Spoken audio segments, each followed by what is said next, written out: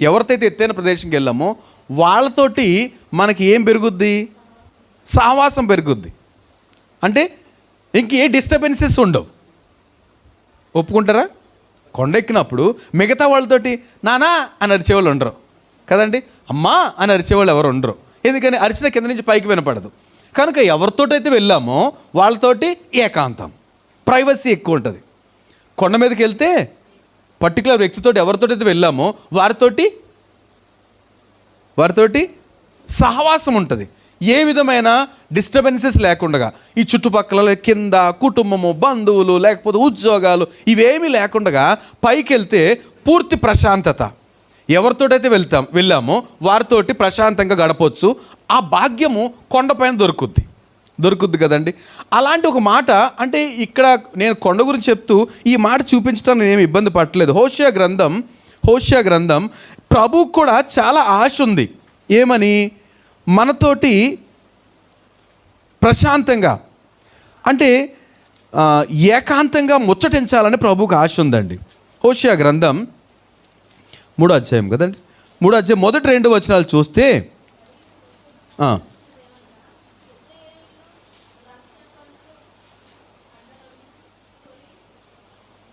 ఒకసారి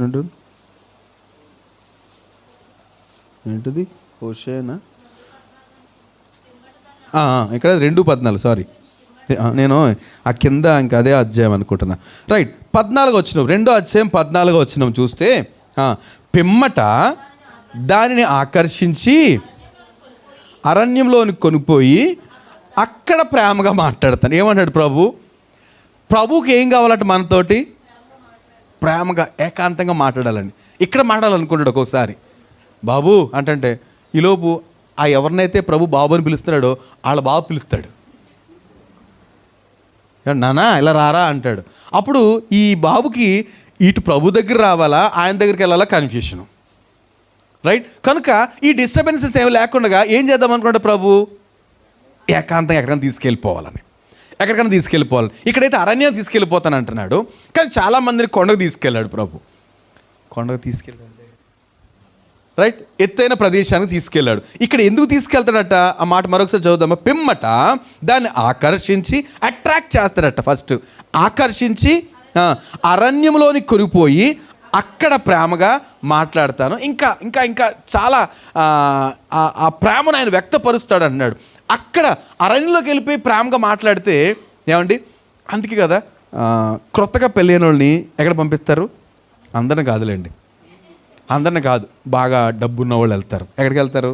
హనీమూన్ వెళ్తారు. బాగా డబ్బులు ఉన్నవాళ్ళు వెళ్తే అక్కడికి వాళ్ళ అత్తగారు, వాళ్ళ మామగారు, వాళ్ళ అమ్మ, నాన్న కూడా వెళ్తారా? ఎవరు తోడపెళ్ళి కొడుకు వెళ్తాడా? తోడపెళ్ళి కూతురు ఎవరుండరు, వాళ్ళిద్దరినే పంపించేస్తారు. అది ఎక్కడైనా కావచ్చు.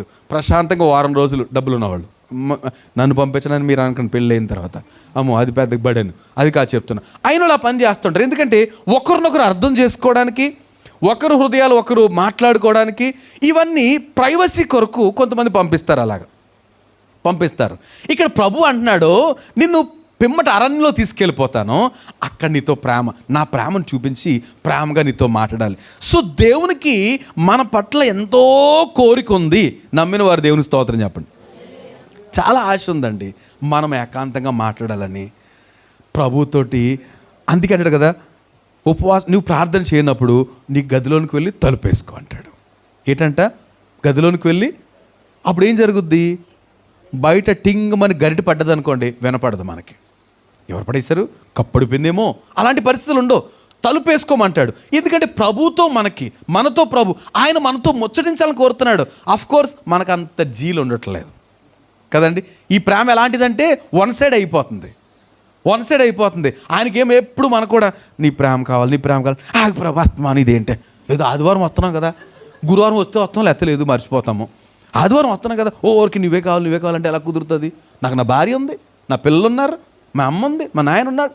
ఇది ఇలాగ అంటున్నాం. ఆయన నాకు నువ్వే కావాలి. ప్రభుకి ఎవరు కావాలంట? మనమే కావాలి.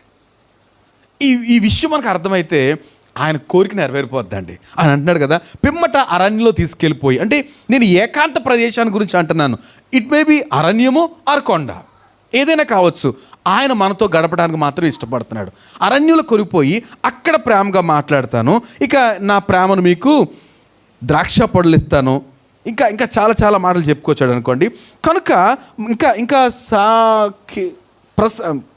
పరమగీత గ్రంథాలు కూడా మాట్లాడదు కదండి, అంటాడు కదా, తన ప్రియుని మీద ఆనుకొని అరణ్య మార్గమును వచ్చినది యవతే. ఏమండి ఆ మాట గమనిస్తే ఎక్కడది 8వ అధ్యాయం 5వ వచనంలో చూస్తే, తన ప్రియుని మీద ఆనుకుని ఊర్లో అలా నడుచుకుంటూ వెళ్ళింది అనుకోండి, ప్రియురాలు, భార్య భర్తలో లేకపోతే ప్రియులు అనుకుందాం. ఈవిడ తన భర్త మీద ఆనుకుని రోడ్డు మీద నడిచి వెళ్తూ ఉందనుకోండి, ఏమంటారు? అబ్బో చూడలేకపోతున్నాం, కారిపోతుంది, ఇలాంటి మాట్లాడతారు కదండి. ఏ లిమిట్, ఏ హద్దులు లేకుండా ఎంత మధ్యలో అయినా ఒకసారి పెదవిరుస్తారు. వాళ్ళ ప్రేమను మనం సరిగా అర్థం చేసుకోలేం. అది పక్కన పెట్టండి, యాక్షన్ కూడా కావచ్చు కొన్నిసార్లు కదండి. కొన్నిసార్లు బళ్ళ మీద చూస్తున్నాం, ఎంత ప్రేమో, బండి మీదే ఉంటుంది అది, ఏమండి కొంతమందిని చూస్తే. కానీ ప్రభు అంటున్నాడు, ప్రభు ప్రేమ అలా కాదంట. ఏంటంట? అరణ్య మార్గమున తన ప్రియుని మీద ఆనుకొని వచ్చినది ఎవరు? ఎందుకని అరణ్య మార్గంలో? ఇంక డిస్టర్బెన్స్ ఎవరు ఉండరు, ప్రేమ అంతా ఒలకపోయచ్చు, ప్రేమ అంతా చూపించవచ్చు తన ప్రియుని మీదే. ఎందుకంటే ఇంకా వేరే బాధ్యతలు ఉండవు. అరణ్యంలోకి వెళ్ళిపోతే ఆయనకి ఈవిడికి ఆయన, అంతే. సో ప్రభు అట్లాంటి ఏకాంతాన్ని కోరుతున్నాడండి మన గురించి. అలాంటి ఏకాంత ప్రదేశాన్ని ప్రభు కోరుతున్నాడు, మనతో ముచ్చటించాలని, చాలా విషయాలు మనతో మాట్లాడాలనేసి. నాకు అలాగంటే ఒక సన్నివేశాన్ని